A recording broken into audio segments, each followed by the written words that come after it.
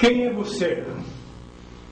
Um cara que está continuando e tentando ser uma pessoa que possa responder pelos seus atos, responder pelos seus amigos e principalmente ser grato a esses amigos que construíram esta vida que eu hoje estou vivendo. Antônio Severo, você é gaúcho. Pois é, rapaz, da fronteira. Eu sou quase uruguaio. Eu nasci no interior do município de Rosário do Sul, num lugarejo chamado Itapevi, e lá eu me criei até os 8, 10 anos, até que com 12, 13 eu fui para a cidade. Agora, foi em Rosário que você manifestou assim o seu desejo de ser radialista. Olha, isso começou um pouquinho... A tua de microfone foi lá. Sim, a primeira experiência foi... Eu queria que você contasse essa história. Agora, a mutuca do rádio... Não, foi antes.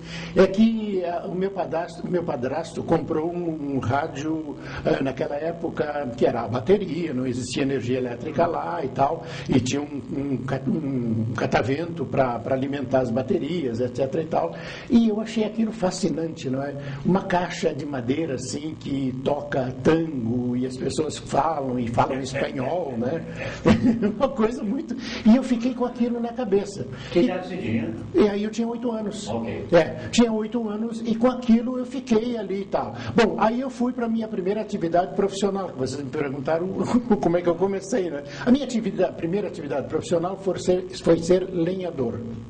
Tá? Não tem nada, eu não virei político, mas eu fui lenhador, que ganhei o meu primeiro dinheiro sendo lenhador, porque lá nós morávamos numa região onde existiam muitas plantações de arroz, e na plantação de arroz é preciso que haja lenha para alimentar as máquinas que puxam a água para alimentar o arroz e assim por diante. E lá eu fiquei até mais ou menos uns 16 anos, quando eu cheguei à conclusão que eu não tinha muita tendência para lenhador. Aí eu conversei com a minha mãe e ela me informou naquela época que eu tinha um parente na cidade de Rosário do Sul, que era um primo meu por parte de pai e que era uma pessoa que estava estabilizada lá, etc e tal. E eu então resolvi chegar um dia aí, então vou a Rosário, que ficava a 30 e poucos quilômetros do interior onde eu morava, e cheguei lá na casa do meu primo e disse para ele: eu sou o Antunes Severo, e Eurides Antunes Severo, porque meu primeiro nome é Eurides, e eu gostaria de que você me desse uma oportunidade aqui, porque eu estou querendo vir para Rosário. E ele disse: tudo bem. No final, atrás do prédio onde ele morava, era um chalé de 2 andares, tinha aquele galpão tradicional, assim, que hoje se chama edícula, né? E então eles botaram uma cama lá e tal, e eu fiquei ali hospedado. Mas eu não tinha o que fazer, o negócio ficava muito chato, e eu então passava mais tempo na rua e via o serviço de alto-falantes e ouvia o serviço de alto-falantes. E aí, então, foi atraído por esse serviço alto-falante? Fui atraído assim, mas violentamente. Eu quero trabalhar nisso. Muito bem. Aí eu comecei a desenvolver um projeto de amizade com o gerente, que era o Júlio Rocha, do serviço de alto-falantes, para que ele me desse uma oportunidade. E ele disse, um dia ele disse assim: então vem cá de tarde e tu vai treinar um pouco e depois um dia tu podes vir a falar no serviço de alto-falantes. Muito bem. No dia que ele marcou, eu fui lá. Aí eu cheguei lá, só ele e eu, no estúdio. O estúdio é uma mesinha, um microfone, um toca-disco, e era um toca-disco só, né? E aquela caixinha dos textos. Aí ele botou a caixinha na minha frente e disse: olha, tu podes começar lendo o que está aí. Aí eu olhei para ele e digo: Júlio, o que é? Ele lê isso aqui? Eu não sei ler. Cara, foi a maior decepção da minha vida. Então, aí ele está... Que idade era? 16 anos. 16 anos. Aí tá, conversamos, essa coisa toda, e ele disse: então, não faz o seguinte, vai fazer um curso, vai fazer alguma coisa aí, vai aprender a ler, e depois tu volta aqui, gente. E aí eu realmente tinha ficado amigo por causa daquela aproximação, e eu comecei, então, a pensar as pessoas com as quais eu convivia na rua, porque aí eu tinha uma outra exposição. Meu primeiro emprego na cidade, que o meu primo conseguiu, foi de calceteiro da prefeitura. Para capinar entre os paralelepípedos, porque como nas cidades pequenas o tráfego não chega a matar a grama que nasce entre os paralelepípedos. Então eu pertencia a uma equipe que trabalhava ali fazendo aquilo, mas me doía no coração, porque passavam as garotas lindas e tinha umas morenas que passavam, que moravam naquela região onde eu estava trabalhando como calceteiro, e digo, meu Deus do céu, o que eu estou fazendo aqui? Aí eu comecei a me antenar que eu precisava de alguma solução. E entre os meus amigos eu fui descobrir que tinha um danado, que era mais velho do que nós, à época ele tinha uns 18 anos, e que ele lia inglês fluentemente. Um passatempo dele era ouvir música clássica. E era um cara, ele não era uma pessoa da elite local. Ele era uma pessoa que gostava dessas coisas. E trabalhava na Casa Rosário, uma loja de roupas de uma família judia. Fiz amizade com o Adão, me aproximei do Adão, logo em seguida ele me conseguiu uma vaga na Casa Rosário como cobrador, e então eu deixei a calceteria, deixei a prefeitura e foi para lá. Comecei a trabalhar como cobrador, e o serviço de cobrança era feito em determinados horários, porque os judeus sabem abordar as pessoas, né? Chegar na hora do almoço e bater, dizer que veio cobrar. Então tinha uns horários assim e eu tinha umas folgas. E essas folgas então nós utilizávamos para quê? Para eu aprender a ler. O Adão me ensinando. Tá? E ele me ensinou dentro da loja, e isso aí virou uma coisa que foi vista como positiva pela família Bronfman, e a família passou a, inclusive, permitir que nós almoçássemos lá na casa com a família, para que nós, logo depois do almoço, nós ficássemos estudando até umas 2 horas, que é quando abria a loja novamente. E isso valeu, inclusive, quando depois eu fui trabalhar no serviço de alto-falantes, e depois eu fui trabalhar na rádio, e então eu podia fazer a dupla rádio e Casas Rosário. Rádio. A tua primeira experiência com rádio lá, eu tenho essa informação, foi até certo ponto hilariante. Né? Vais me contar do casamento? Do casamento. Você transmitiu um casamento ao vivo. Pois é. Igreja. Como é que foi essa história? Eu fiz no serviço de alto-falantes eu ganhei uma certa familiaridade com o microfone, e depois eu fui convidado por uma pessoa que não sabia quem era, mas eu já trabalhava na rádio, para eu ajudá-lo a fazer uma animação promocional na loja, que eles tinham uma livraria. E ele, filho dos donos da livraria, tinha voltado de Porto Alegre, estava estudando, estava em férias, e ele queria dar uma movimentada. Então ele criou um boneco, tá? E esse boneco tocava piano, uma marionete, né? Ele tocava piano e eu fazia os anúncios das coisas que estavam expostas na vitrine. E nós fizemos um sucesso bárbaro. Imagina uma cidade de 4.000 habitantes, em 1949, tá? Quer dizer, metade do século passado, com uma coisa se movimentando numa vitrine à noite. Eu juntava gente no meio da rua. A loja era a 1 quadra da praça, na frente do principal clube da cidade. Quer dizer, nós viramos figura de destaque dali. Muito bem. Aí, na rádio, o dono do restaurante, que ficava embaixo do clube, que ficava na frente da livraria, um turco, tá? Ele descobriu uma filha de um fazendeiro lá e tal, e resolveram casar. E ela já com quase 40 anos, e ele também com seus 40 e mais. Então foi um acontecimento na cidade, assim, quando o turco do Bar Central vai casar com a filha do fazendeiro fulano de tal. Então isso virou o assunto da cidade. Quando chega um dia na rádio, eu disse, olha, nós temos uma coisa que tu poderias fazer. O fulano e a cicrana vão casar e a gente precisa transmitir. Tu vais lá transmitir, então. Eu nunca tinha. O máximo que tinha feito era a locução comercial ali, lendo os textinhos, bonitinho, né, comportadinho. Mas eu, sei lá por que razão, eu aceitei e fui. Só que foi um disparate, porque eu não tinha uma linguagem de transmissão, eu não tinha uma linguagem de repórter, eu não tinha nem linguagem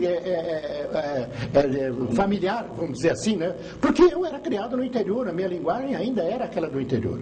E eu meio que narrei assim como se fosse uma corrida de cavalos. Tá? Então, porque a noiva entra pela esquerda e o noivo vem pelo centro assim. A Rádio Rio Negro? Não, isso aí é Rosário do Sul. Nós estamos em 1950. 1950. Eu não chego. Chegou para lá ainda. Então, tá, então foi. Olha, não sei se foi um fiasco ou não, eu não fui para a rua, eles não foram ridicularizados, e isso ficou na história. Mas eu quero dar um pulo, Ribas. Então, de lá para cá, como é que eu vim parar aqui em Curitiba? Mas antes você esteve em Minas Gerais. Sim, aí tá. Bom, então, aos 18 anos eu fui servir o Exército, não é? E no Exército eu, não que propriamente eu tenha me encantado, mas eu me senti muito bem porque a minha mãe, meu pai era militar, então, e meu pai morreu antes de eu nascer. Eu sou filho de viúva. Uma viúva maravilhosa, sem dúvida nenhuma. Bom, agora eu me perdi aí, porque eu saí... Você foi para Minas? Ah, sim, como militar. Tá, então no Exército, a minha mãe ficou assim, mas foi para ela a coisa mais linda que poderia acontecer, que o único filho dela, porque ela veio depois a ter outros filhos, mas do primeiro marido eu era o primeiro e único. Que o filho dela, então, ia ser militar, aquilo me conduziu assim, eu logo fiz um curso de cabo e logo me inscrevi no curso de sargentos, fui fazer o teste numa outra cidade que é Santa Maria, passei, fui para lá, tá? E bom, e lá aconteceu o meu segundo contato com o rádio, porque a escola tinha um programa na rádio local, que é a Rádio Três Corações. Você passou a ser o autor desse programa? Passei a ser o apresentador. Aí que eu comecei como apresentador de auditório. Eu nunca tinha pisado no auditório. Mas ali, eu tinha na escola, eu tinha sido eleito o presidente do Grêmio da escola. Então eu tinha um status também dentro da escola, de maneira que a coisa fluiu tudo a meu favor. Muito bem. Aí depois eu me desentendi do Exército, me desinteressei, pedi baixa, aí fui transferido para Lages, aqui em Santa Catarina, meu pedido. Quando você veio para Santa Catarina, você não era militar mais? Não, eu era ainda, tanto é que eu dei baixa em Lages. Tá, aí eu pedi baixa lá, mas não pode. Eu tinha um prazo para cumprir no Exército. Então eu vim para cá para cumprir esse prazo, mas logo em seguida eu vim transferido para Rio Negro para treinamento dos recrutas que entravam todos os anos. E como o Lages já não tinha condições de abrigar mais gente, eles traziam para Rio Negro. E nós viemos para cá, eu e mais um tenente, mais uns 4 ou 5 cabos para fazer esse trabalho. Bom, aí eu conheço a Rádio Rio Negro e conheço na Rádio Rio Negro o seu Sansores França. O Sec Júnior também? Não, e o Sec Júnior, que é o responsável por eu estar aqui agora, neste momento. Porque o Sec, conversando com o Sec, ele disse, não, mas então tu vais em Curitiba, eu vou te arranjar um lugar lá na Marumbi e tal. E o Sec, eu fui saber depois, ele estava montando uma agência de publicidade, na época era de corretagem, tá? E ele estava mais interessado, que era uma coisa que evidentemente dá muito mais do que ser locutor de rádio, né? Aí ele convenceu, eu não me lembro quem era a gerência da rádio, convenceu a gerência da rádio para que eu ficasse como locutor tirando a folga dele. Então ele pediu uma licença de 30 dias. Tanto é que eu vim para cá com a cara e com a coragem que eu não tinha nem onde morar. Eu dormia na sala do transmissor de FM que a Rádio Marumbi tinha para mandar o sinal para Campo Largo.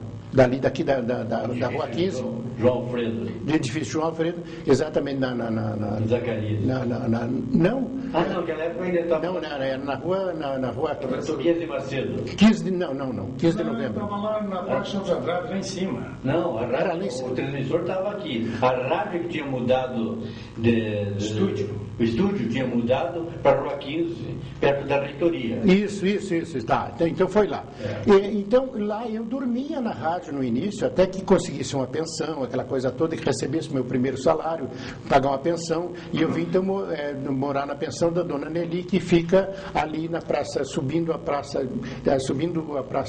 Tiradentes, tinha uma loja Prosdóximo na esquina, muito grande, aquela rua que sobe ali, para parar na igreja, à esquerda, tinha... 95. Olha aí, lá então eu passei a morar, rapaz. Então o tempo todo que eu fiquei em Curitiba, eu fiquei morando lá. Então aí eu te falo que a Marumbi foi, Rio Negro foi para mim uma espécie de trampolim, mas assim, de ensinamento. O que eu aprendi com esse França Júnior lá, o que a gente fez de loucura, transmitir, por exemplo, uma corrida de bicicletas à volta da cidade, com um único microfone, num único lugar, tá? Montar um esquema de informantes no percurso, para que eles telefonassem para a rádio, para que a rádio nos avisasse, tá? Porque naquela época não tinha, pensar em telefone celular, nem pensar, né? Então, fizemos essa loucura, foi uma beleza, foi uma repercussão muito bonita para a Rádio Rio Negro, e depois a gente se entusiasmou e o França resolveu transmitir uma partida de futebol. E aí nós fomos transmitir uma partida de futebol num time de Rio Negro com de Mafra, na cidade de Mafra, que tinha lá um campo na beira do rio, né, e que não tinha cabine, não tinha absolutamente nada. A gente sentou na beira do gramado e ficou lá falando alguma coisa a respeito, porque a gente não sabia, o França não tinha nenhuma noção de transmissão de futebol e eu muito menos tinha para comentar, né? Mas eu fui e nós marcamos isso na nossa história. Muito bem, aí aparece o SEC lá e eu disse para o SEC, não me interessa e tal. Então eu vim para cá e já disse para vocês que eu fui para a rádio e etc e tal. E o SEC depois foi seguir a vida dele, inclusive nem retornou mais à rádio. Muito bem.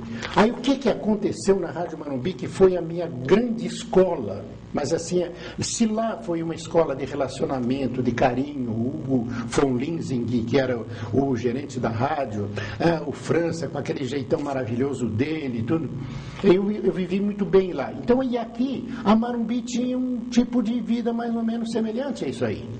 Tá? Muito bem, aí surge um fato, há uma coisa que eu não busco nem entender, mas as coisas têm me acontecido de uma maneira muito positiva e eu sou muito grato a todas as luzes que me vêm. Que quando eu estou na Marumbi já dominando mais ou menos... 1954, julho de 1954, eu comecei fazendo plantão de polícia, né, e depois da minha primeira reportagem, um ônibus bateu num poste em frente ao prédio da rádio e eu peguei um gravador, tem uma batida aí. Peguei um gravador, fui lá e gravei e disse que tinha sido por excesso de velocidade. Botamos a matéria no ar, não deu 5 minutos, o dono da empresa estava lá dizendo que o ônibus não tinha velocidade para ter em excesso de velocidade. O ônibus era tão ruim que não... Mas a rádio já tinha audiência, né? Sim, já tinha, rapaz, mas tinha, e principalmente tinha esse espírito. Mas era a terceira rádio fundada em Curitiba. Uhum. Era a terceira. Quem era a segunda? A segunda é Guaracá. Guaracá. Pois então, aí na Marumbi eu comecei a me familiarizar. Uma série de reportagens também que marcaram um pouco e me amadureceram, foi o fato da menina que via Nossa Senhora, tá? Era numa das Barão. Tá? E aí começou a juntar gente, aquela coisa toda, e eu comecei a fazer reportagens de lá, todos os dias, na hora que a menina anunciava que ela via num determinado horário. 10 minutos antes eu estava lá com o telefone ligado, essa coisa toda, para fazer o registro das pessoas que estavam chegando, ver, não ver, assim, tá. Então isso aí também marcou... transmitiu circo também. Sim. O Bética, que era mais louco que eu, né? Diz, não, vamos transmitir uma apresentação do circo Irmãos Queirolo aí. Agora nós fizemos um negócio fantástico, que não foi ficar dentro do circo. Um de nós ele ficou dentro do circo e eu fiquei do lado de fora. Sabe o que eu fiquei bisbilhotando? A garotada que passava por baixo por baixo da lona, de ratão, tá? E isso fez um sucesso muito grande também. Bom, aí acontece outra coisa maravilhosa na nossa vida profissional. Curitiba vai ter o seu primeiro prefeito eleito, 1955. O Ney Braga. Ney Braga. Ney Barros de Aminta. Ney Barros Braga. Pois bem. Aí a Marumbi, com esse viés de ir para a rua, essa coisa toda, e cá, vamos fazer uma enquete aí para ver quem o pessoal vai votar. Aí entregam a missão para o Osni Bermudes, tá? E para mim. O Osni Bermudes cuidando da parte técnica e eu fazendo as entrevistas. O Osni, eu não preciso dizer para vocês a pessoa maravilhosa que é, o profissional, essa coisa toda, e aquilo nos deu um caráter de missão. Quando a gente começou a perceber que as pessoas estavam dando importância, que a repercussão na rádio começou a acontecer, que o Diário do Paraná, aqueles associados? Não, o Diário do Paraná depois. Diário do Paraná fez matéria, reproduziu resultados. Opa, o negócio começou a seguir. Até o ponto que aconteceu uma outra coisa fantástica. É que o Bilu Macedo, que era o dono da rádio, ou pelo menos o responsável pela rádio, chegou com aquele jeito dele, né? Diz, olha, guri, é bom tu te cuidar, porque esse negócio esse Ney Braga, como tá indo para as cabeças aí, é um cara que não tem nenhuma tradição política, não tem nenhuma vinculação com os partidos tradicionais daqui, etc e tal, tu vê o que vocês estão fazendo aí e tal. Então, Bilu, nós vamos fazer. Tá, e voltamos e continuamos. Aí o que acontece? Veio a eleição, o seu Ney Braga se elege, e eram 6 candidatos. Dos 6 candidatos, nós acertamos a sequência de 4. Na nossa enquete, não era pesquisa, era uma enquete. A gente ia para os pontos de ônibus, começamos pela Praça Tiradentes e depois fomos para os bairros, aquela coisa toda, né? Com cuidado de que não houvesse superposição, gente que fizesse fila, ninguém sabia para onde é que nós íamos. Tá? A gente aportava ali com uma gravadora desse tamanho assim, que ficava dentro do carro, aquele enorme fio de microfone para eu correr as filas, né? E mais um quilômetro de fio para ir para o telefone, para a tomada de luz mais perto, né? Então fizemos esse trabalho. Não deu outra. Aí o que acontece? Eu fiquei famoso. Vou para B2. Tá? Cheguei na B2 e começo a fazer locução comercial, depois logo em seguida fazendo locução dos noticiosos. O seu Eolo recortava o jornal A Gazeta, a gente lia, né? Continua na página 17. Vídeo e foto. Vídeo e foto, essas coisas assim. E aí começaram os programas, comecei a fazer narração de novelas e a entrar nos programas de auditório, fazendo pontas assim. Daqui a pouco eu estava fazendo a apresentação dos programas humorísticos e auditório. Dos programas humorísticos e auditório eu fui para os programas musicais, e dos programas musicais eu acabei ainda em 1955, porque eu entrei na B2, eu saí de lá em 55, entrei na B2 em 55, ainda em 55 eu fui eleito melhor animador de auditório da B2. Antônio, voltando um pouquinho a Marumbi. Não, mas deixa eu terminar. Porque tem o passo seguinte. Não, vou voltar a Marumbi. Não, mas na Clube, a coisa foi fantástica, porque no ano seguinte eu fui eleito o melhor animador do Paraná. Isso em 56, né? 56. Julho de 56. Tu sabes que eu tenho as faixas, eu trouxe aqui para mostrar para vocês, hein? Não, eu queria me referir ainda. Sim, Ribas. Você referia a Marumbi depois do 2. A nominação de nomes, como você falou, do Sete Júnior, Sensores França, Osni Bermudes. Osni Bermudes, Herrera Filho era um gerente comercial. Herrera Filho. Moisés Itzkovski. Tinha outro polaco lá também. Não? Biratã não, né? Não, pois é, eu estou em dúvida. Eu acho que o Biratã vai pintar daqui a pouquinho aqui. Eu quero tirar essa dúvida. Eu tenho a impressão que eu vim conhecer o Biratã na B2, não lá na Marumbi. Mas assim, ele foi gerente. Eu acho que sim. Ele foi gerente da Marumbi na Rua 15, lá, perto da Leitura. Então eu acho que a gente se cruzou lá na ECA, eu não guardo isso aí. Pode prosseguir. Tá, pois então a minha fantástica carreira, ela aqui no Paraná, ela durou 2 anos em Curitiba. E eu saí do mais absoluto desconhecimento para uma das maiores estrelas do rádio do Paraná. Aí sim, e agora? Acontece uma coisa que eu sempre fui uma pessoa muito impulsiva, muito emotiva, apaixonada, essa coisa toda, e eu descubro, sintonizando rádios de onda curta, que sempre foi uma das meus hobbies, eu ouço a Rádio da Manhã de Florianópolis. A rádio foi para o ar em 55 e era mais ou menos, era 56. E então eu tinha aqui em Curitiba eu falei que assim, eu tenho uma energia positiva aqui com Curitiba e Curitiba comigo. Eu tive tantos amigos aqui, mas tão grandes amigos assim, que é uma coisa impressionante. Um deles, o Edwin Scott Balster. Que você levou para Florianópolis. Exatamente. Pois é, não levei, nós fomos juntos. Só que antes de você ir para Florianópolis, você trabalhou na Colombo também. Sim, trabalhei na Colombo, mas é engraçado, eu na Colombo fiquei muito pouco tempo. Conheci o Ari Fontoura lá, tinha o Vasconcelos, tinha cada vozeirão na Colombo, que era o Israel Correia.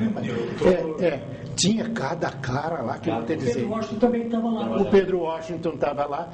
E só que eu não sei, eu acho que eu fiquei com vergonha de mim quando trabalhei na Colombo, porque eu sugeri ao diretor artístico, que eu não me lembro quem era, e ele aceitou que eu fizesse um programa em espanhol, declamando poesias em espanhol. Aí você... Não, aí que eu vi que eu sou ignorante em espanhol. Mas eu não sei, eu sei que eu me desentusiasmei, me desinteressei e acabei voltando para B2, até que, com o Edwin, que trabalhava na Tingui, da Tingui, que era uma emissora da própria B2 também, né? E o prédio ficava no prédio do lado, aí nós fechávamos a rádio, a B2 à meia-noite e a Tingui a 1h. Quando o Turco, que fazia o programa da noite, não ficava no trago e ia até mais tarde. Mas eu saía dali e ia para lá, para a técnica, ficava com o Edwin, ficávamos tomando chimarrão e conhaque. Depois a gente saía, ia comer um bife acebolado com café com leite, né? E o Edwin ainda tomava umas cachaçinhas com limão, assim. E aí, nessas conversas, a gente, poxa, mas vem cá, vamos a Florianópolis, tal, essa rádio, assim, tu topa. Fazia umas 2 ou 3 semanas que eu tinha sido eleito melhor animador do Paraná na B2. Imagina, para a B2 aquilo tinha tido uma certa repercussão positiva. Aí eu chego para o seu Jacinto Cunha. Seu Jacinto, eu quero ir embora. Disse, tu tá louco? Não, eu quero ir embora e o senhor, por favor, me faz uma coisa, me dispensa do aviso prévio que eu vou me embora de qualquer jeito. E eu fui de tal ordem, ele foi super generoso, ele me pagaram tudo, 2 dias depois estava tudo acertado, mas eu não vim pegar minha carteira profissional, que tinha que ir para o Ministério, não sei o que tem, até hoje eu não tenho essa carteira profissional. Quando eu saí da PRB2. E então o Edwin também fez a mesma coisa, deu tchau para os amigos dele lá da Tingui, e nós pegamos um ônibus aqui de manhã e chegamos de noite lá. Aí, o único luminoso na cidade, uma lâmpada no lugar onde parava o ônibus, não era rodoviária, era um escritório, um ponto de ônibus. Na Praça 15, né? Na Felipe Schmidt, ali, 3 quilômetros de... aqui também. No mesmo lugar, lá, as mesmas funções. E eu não conhecia nada de Florianópolis, eu não tinha nem noção que a cidade uma parte da cidade era numa ilha. Mas então, foi essas loucuras assim. Chegamos no outro dia, 10 horas da manhã, que já tínhamos conhecido o Francisco Mascarenhas aqui que ele tinha vindo fazer uma visita para um amigo dele da Rádio Cultura de Curitiba. E aí casou que nós estávamos passando por lá. Foi em 57. 56. Ele veio visitar o Souza Miranda. Não, era o diretor da rádio. Eu conheci. Era o Souza. Eu trabalhava na Cultura, né? Ah, sim, porque o Chiquito foi que levou o Souza para abrir a Rádio Ar da Manhã, tá certo? Foi ele que levou pela primeira vez o Souza para lá. Então, aí ele me apresentou, não sei se foi o Souza ou foi o outro, que eu não me lembro o nome dele, me apresentou para o Francisco Mascarenhas e disse, olha, a gente está querendo ir para lá. Disse, apareçam lá. Não deu outro, nós aparecemos. Bom, de manhã, aí o Chiquito, com aquele jeitão dele, que é outra. Eu tenho uma gratidão muito grande, porque essas pessoas, elas acreditam, têm acreditado em mim, né? E no nosso projeto, que era o Edwin, técnico, de operador de som, e eu de locutor. Aí o Chiquito diz assim, olha, eu tenho um horário, é 1h, tu vem para cá então, e a gente vai fazendo a locução junto, vai conversando. Fizemos o primeiro intervalo, tá? Aí o Chiquito levantou, entrou a música, anunciamos a música, tocou a música e até hoje o Chiquito não apareceu. Aliás, ele apareceu às 6 horas para fazer a oração da Ave Maria. Está empregado. Digo, tá bom. E o Edwin, não, também o Edwin. Então tá bem, então tá bom. Aí então fiz uma carreira na Rádio Diário da Manhã, lá indo para a área do jornalismo, fui diretor de esportes e assim consolidei, vamos dizer assim, a minha... A coroação tua de rádio. De rádio. E eu praticamente encerrei lá na Rádio Diário da Manhã. Um grande momento na tua vida de radialista que foi em Itajaí. Sim, nesse tempo de Rádio Diário da Manhã aconteceram duas saídas minhas. Uma foi em 58, que eu fui trabalhar na Rádio Guaíba, foi outra paixão assim também. A Rádio Guaíba era uma coisa demais. Até hoje a qualidade de áudio dela é muito boa. Então eu fui trabalhar na Guaíba e fiquei lá 6 meses, mais ou menos, porque aí eu já estava para casar, essa coisa toda, em função de casamento, eu voltei para Florianópolis. Mas, então, da Guaíba, quando eu volto da Guaíba, venho para a Diário da Manhã. Eu estou 3 meses na Diário da Manhã, veio um convite para dirigir a Radiodifusora, que tinha sido comprada pelo grupo do Irineu Bornhausen. Exatamente. Tá? E eles foram tão radicais que eles compraram a rádio e tiraram do ar a rádio. E compraram um transmissor novo, e um estúdio novo, e equipamento de transmissão externa novo. Tudo novo. Banco Inco. Banco Inco, exatamente. Botaram na minha mão e diz, olha, toca. E aí eu contratei os melhores caras da época. Daqui acho que foi o Pedro Washington. Foi o Pedro Washington daqui. Acho que teve mais gente. E teve o Edson Silveira, que veio do Sul, e teve depois da Diário da Manhã o Humberto Mendonça, o Irã Manfredo Nunes, o Lauro Sonsini. Foi uma época realmente de grande repercussão. Porque ali foi também uma coisa circunstancial. Você fazer sucesso numa rádio do interior, numa cidade como Itajaí, naquela época, a cidade é uma cidade depressiva, porque era porto, e naquela época ser porto era uma coisa pejorativa. Agora você vê, porto é uma coisa pejorativa. Porque dá muito puteiro, muita bebedeira, muito marinheiro, essa coisa, então a cidade era estigmatizada. Aí eu começo a desenvolver, como é que nós estamos no tempo? Começo a pensar o que fazer para ter alguma coisa diferente.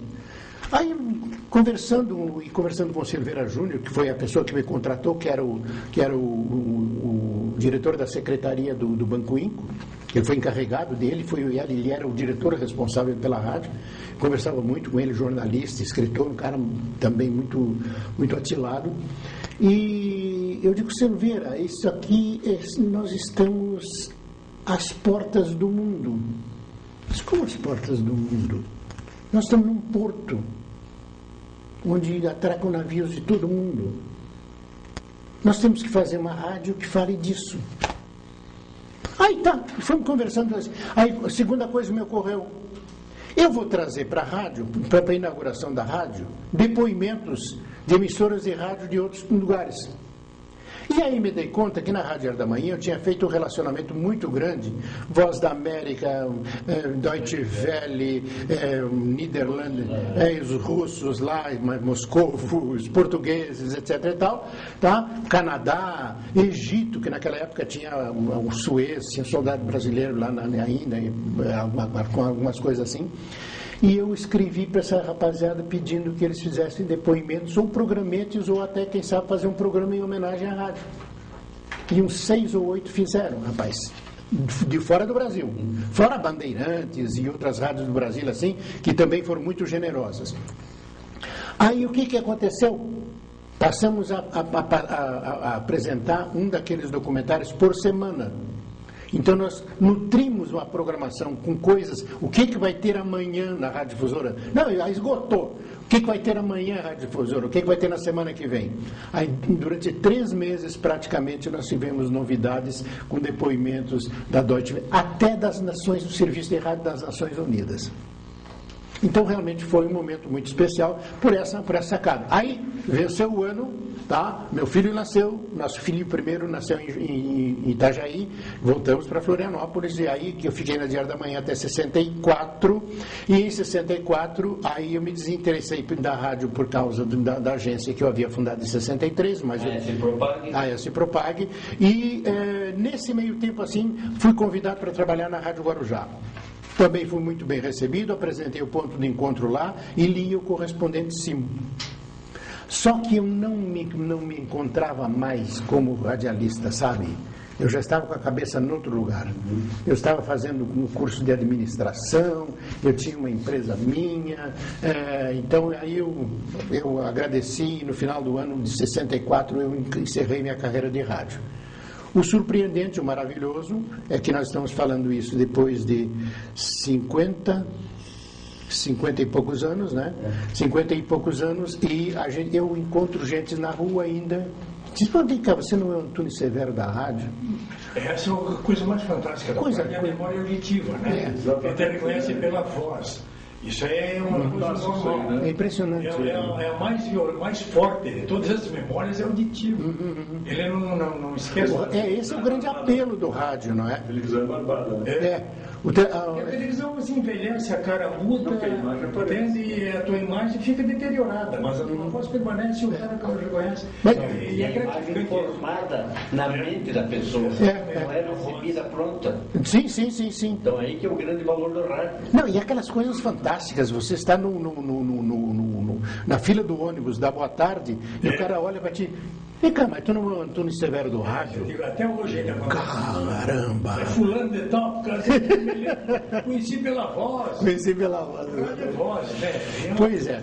Aqui de Curitiba tenho muitas gratidões. O pessoal, em 1956, eu acho, nós criamos a Associação Paranaense de Propaganda, que o Júlio Lara, tu eras um dos integrantes. Eu era um participante, eu era o mais novo, que meu pai teve que me emancipar para poder participar. Olha que legal. Foi o Sérgio Fraga. Sérgio Fraga foi o presidente. Quem movimentou isso foi o Júlio Lara, que tinha uma coluna de uma revista, né? Então, o Sérgio Fraga foi o primeiro presidente, eu fui o diretor de Relações Públicas.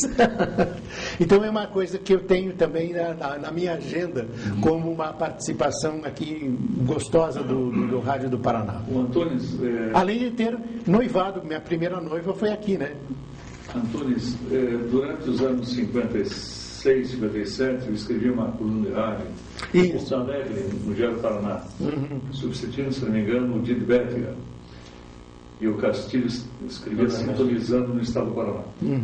E vendo algumas anotações, aqui numa sessão que eu tinha, do Onda Alegre, umas curtas e longas, tem a seguinte referência a você. Antônio Severo é o animador do programa O Céu e Limite, através da rádio Diário da Manhã. Isso é. Pois é, isso aí foi uma outra coisa também. O Céu é o Limite, um programa de origem norte-americana, e que foi importado pela televisão do Brasil e pelas rádios também. Então foi pela Colombo, a Tupi de São Paulo, a Colombo aqui, nós da Diário da Manhã, e a Gaúcha ou a Farroupilha em Porto Alegre. A Farroupilha em Porto Alegre, né? Aqui, qual que era? Colombo. Então, eu me referi a essa ligação, que você já estava fora do rádio paranaense. E em 56. Então, a lembrança que você fez com amigos e profissionais aqui do rádio, que você é lembrado um ano depois já da tua ausência do sim. rádio. Foi marcante esses 2 anos no rádio paranaense. Aqui era apresentado a Luiz Cinzeto e produzido pelo José Vanderlei Dias. Sim. Diretamente do Colégio Estadual. Diretamente do Colégio. Porque era um acontecimento, né? Exatamente no mesmo momento que se fazia em Florianópolis. Bom. Eu com relação ainda a Curitiba, além dessas coisas que a gente está lembrando aqui, o que me chamou muito a atenção é que o curitibano, ele de uma maneira geral, o primeiro impacto que se tem é que o curitibano é uma pessoa muito fechada, até elitista, sem dúvida nenhuma é uma cidade com grande bagagem cultural, é uma das principais do Brasil, né? E, no entanto, foi muito acessível ao rádio. E o rádio nos seus momentos populares também. A Rádio Manumbi era uma emissora popular. E ela era uma emissora que vivia a cidade, muito mais do que muitas rádios hoje. Porque, a começar pelo noticiário, que era feito diretamente da central de polícia, às 6 horas da manhã, pelo telefone, um repórter lá fazendo. Depois, os jornais, as informações, as reportagens, os especiais que se faziam, os programas de cantores locais. Muitos cantores locais. Ivaneira. A Ivaneira dos Santos. O Léo Vaz. O Léo Vaz, a Claudete Rufino, que apesar de ser de música clássica, tinha um Baroni também, que era tenor também. E que eram gente que viram na rádio uma possibilidade de... Você lembra bem que surgimento. Nessa época, na década de 50... a família curitibana frequentava o auditório do rádio. Frequentava. Era uma das atrações de lazer da família curitibana, era frequentar os programas da Rádio Guaracá, programa da Rádio Clube Paranense e participar. A classe média ia para o auditório, frequentava o auditório.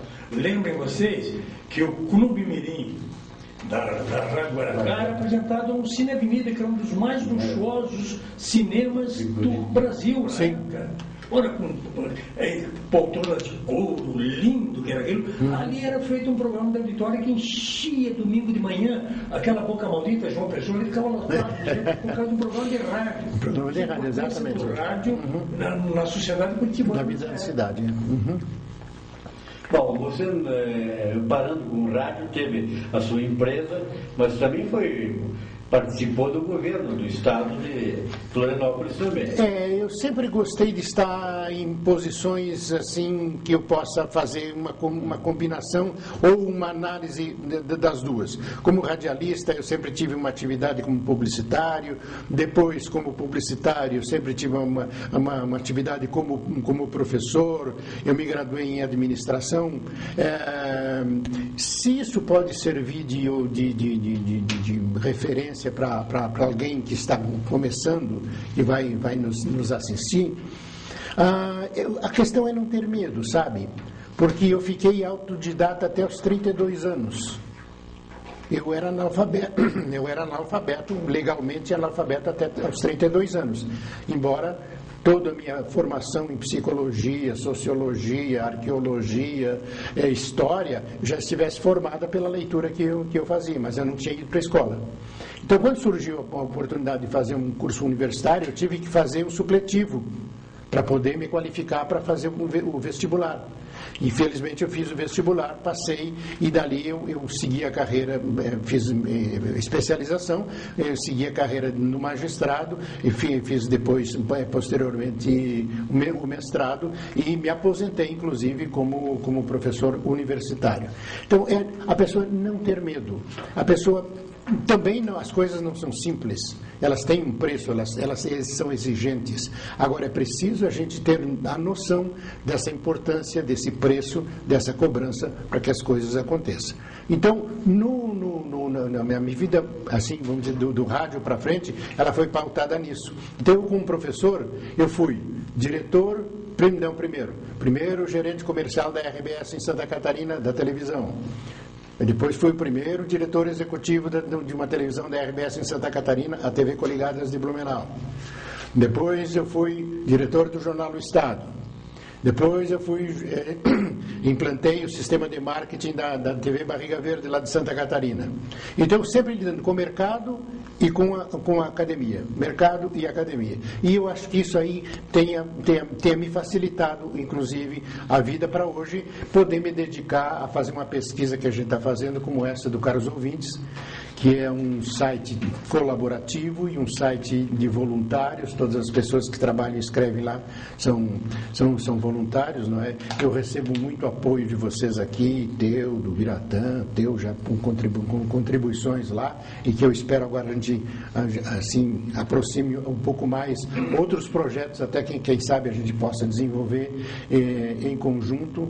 O mesmo acontece com o estado do Rio Grande do Sul. Temos colaborações assim impensadas, de um colega que hoje vive, que é paulista e que vive em Salvador, o J. Pimentel, e assim por diante. Então eu estou sempre vendo essas coisas. Então agora, junto com isso, eu e a minha mulher estamos nos dedicando a um outro trabalho voluntário, que é na prestação de serviços de um centro de atendimento a doenças psicológicas e físicas também, que é o Nosso Lar, que tem inclusive o Hospital do Câncer para pessoas que estão em estado terminal. É um atendimento feito com altíssima qualidade de tratamento, e tanto do ponto de vista médico quanto do ponto de vista espiritual, e que tem uma história hoje já no Brasil bastante reconhecida também como uma coisa de grande valor. Nós estamos há 5 anos lá, minha mulher e eu, ela é terapeuta lá, eu trabalho na parte de recepção, e isso nos tem feito muito bem. Principalmente quando a gente vê tanta coisa, tanta dificuldade, tanta malquerência, não é? Mas não nos entreguemos. E teu relacionamento com esse grande radialista, Jair Brito, foi de Curitiba ou foi posterior? O Jair Brito é um amor platônico. O Jair Brito, nós nos amamos há mais de 50 anos e nos vimos 2 vezes, assim, fisicamente. Uma lá pelos anos, sem não sei quanto, e depois agora, questão de 1 mês e pouco, que ele esteve lá em Florianópolis. Comendo ostra. Nunca comi tanta ostra naquele dia. Você conheceu o Jair na clube? Não. Eu conheci o Jair porque ele é primo do Zininho. Sim. Tá? E por isso se falava a respeito do Jair. Aí eu passei a acompanhar a carreira do Jair. E o que ele, assim, por exemplo, na independência aqui, a repercussão que teve aquele trabalho foi um negócio fantástico. Aliás, aquilo alavancou a vida dele, que depois foi para São Paulo. Sim. Só conte quem é o Zininho, para quem... para quem estiver ouvindo aqui. O Zininho é um poeta, compositor de Santa Catarina, é tido assim como o poeta mais querido. Pode ter muitos, e tem muitos outros poetas, mas é o poeta popular mais querido, é um compositor, e ele criou o hino da cidade de Florianópolis, o hino da cidade de Joinville, o hino da cidade de Rio Negro, minha terra maravilhosa também. Então, o Zininho é uma pessoa que tem uma história ligada aos meios de comunicação. Teve um estúdio, o CAB, aqui em Florianópolis, morou aqui, tomamos muito vinho em Santa Felicidade. Acho que o estúdio que era do SEC Júnior, hein? Depois o SEC montou a Carmos. Depois a Carmos Gravadora. Gravadora, O Zininho que tocava essa gravadora. Pois então. Escuta, eu queria agora tirar de você uma análise. Você é um homem de grande experiência, de grande conhecimento. Eu queria que você fizesse um comparativo com aquele rádio do teu tempo, do teu início e o rádio de hoje. Houve uma evolução extraordinária do ponto de vista tecnológico. Houve uma evolução muito grande na qualificação dos profissionais que passaram a ter o apoio acadêmico para melhor desempenhar suas funções. Você diria que o rádio, de um modo geral, teve uma grande evolução em todos os sentidos, ou alguma coisa ficou parada no tempo? Alguma coisa ficou parada no tempo, e essa coisa é perfeitamente identificada, que é a concepção do uso do veículo de comunicação. Os empresários que estão à frente dos meios de comunicação, na sua grande maioria, são despreparados. Eles têm isso como uma visão, têm como apenas uma visão comercial, e o veículo de comunicação tem lá a sua necessidade comercial, mas não é a principal. A principal do meio de comunicação é o conteúdo. E o conteúdo está completamente esquecido, agravado pela situação no Brasil da falta de controle, da falta de fiscalização por parte do Ministério das Comunicações, enfim, de todos os órgãos do governo, que deixam passar os maiores absurdos, que são as comercializações dos canais. Essa comercialização tem toda uma legislação para você comercializar um canal. Só acontece que grande maioria da comercialização é feita fora daquelas condições. São os tais contratos de gaveta. E a outra coisa terrível, mas nazista, eu posso dizer, que é o abuso do uso dos meios de comunicação pelas religiões. Isso é absolutamente intolerável num país que saiba aquilo que ele quer para os seus cidadãos. Antônio Severo, você na sua vivência lenhador, autodidata até os 32 anos, se torna mestre em administração, quer dizer, intelectual, vamos dizer assim. O que você, nessa experiência desses anos, poderia contribuir com uma análise? Como é possível? O rádio ajudou muito você a vencer essa barreira sem mostrar aquilo que você falou no início, o ignorante, o analfabeto, e você transpôs fronteiras com a maior naturalidade, seja no Rio Negro, seja na Rádio Ambi, na Rádio Clube, na Rádio Bolongo, e deixou uma imagem física através do rádio, quando você no corpo a corpo com o seu ouvinte. Como explica isso? Olha, eu não tenho explicação, mas eu tenho um pensamento. Eu agradeço ao meu pai e à minha mãe, que me conceberam com amor e me puseram na terra assim como eu sou. Eu tenho a sensação de que o melhor caminho, tenho a sensação, não, eu tenho absoluta certeza de que o melhor caminho é o respeito para com os outros.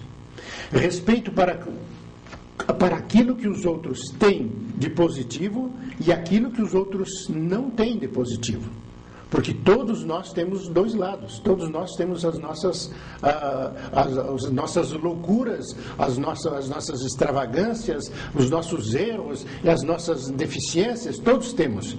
No momento, no entanto, que a gente começa a respeitar que as pessoas têm o direito de serem diferentes, isso acontece. E isso eu aprendi, companheiro. Claro que a administração me deu uma maneira mais clara de expressar isso. Mas eu aprendi, foi patinando ali, brigando pelos lugares, lendo meus livrinhos de noite, aquela coisa toda, para que eu fosse formando uma ideia do que está acontecendo. Afinal de contas, o que é que nós íamos fazer aqui? Passear? Não é. Nós não estamos em férias aqui. Então nós precisamos dar algum tipo de contribuição. Então quando vocês me convidam e vêm aqui, e eu gostei muito que vocês não pedem para que a gente não agradeça, porque vocês estão me dando mais uma oportunidade de transmitir isso que eu vinha conversando com o chofer de praça que veio aqui, o Luiz. E o Luiz está fazendo administração, o menino vai terminando o curso de administração agora, dirigindo um carro que era do pai dele, tá? E que agora pertence a uma rede de táxis, e que ele está, eu senti que ele está assim, angustiado. Sim, agora termina o curso, o que é que eu vou fazer? Eu olhei para ele, Luiz, você está fazendo a coisa mais linda do mundo, está dirigindo maravilhosamente. Continua dirigindo isso aí. Pega o teu recurso técnico de administração e aplica. Compra outro carro, vai fazer outra coisa, mas não te envergonha. Assim, porque eu recebi uma proposta aí ele citou o nome de uma empresa de nome nacional. Tá, felizmente ele disse, mas depois eu pensei, não é bem o que eu quero. Eu acho que esse cara vai à frente.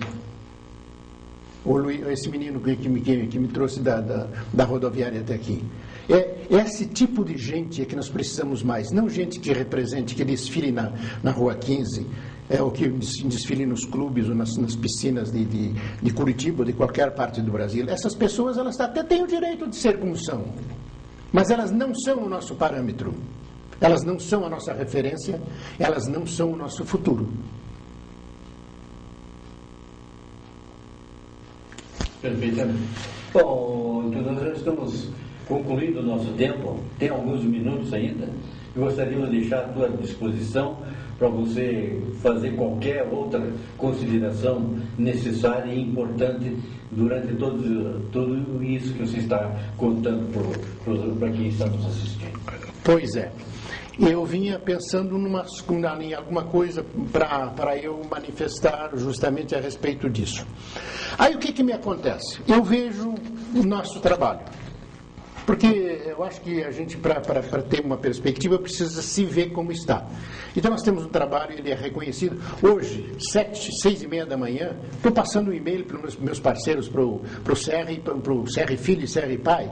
Nós batemos o nosso recorde de contatos ontem, tá? De ontem para hoje.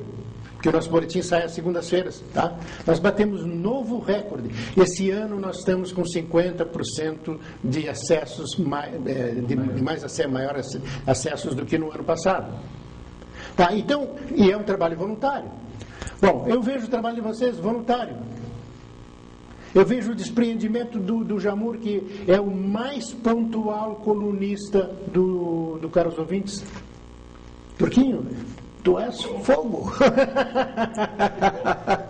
Eu vejo o Jair ficar até 10 horas da noite de domingo catando informações para fazer um artigo, porque ele é um louco, ele faz artigo de 5 páginas. Tá? E ainda põe o que ele chama dos apêndices, né? Que tem foto, tem YouTube, tem áudio. Me dá um trabalho danado também. Mas, em compensação, olha aí, no nosso site ele está ganhando. Então, gente, nada de megalomania, coisas grandiosas. Vamos fazer as pequeninhas muito bem, porque as grandes são feitas de pequeninhas, pequeninhas, pequeninhas.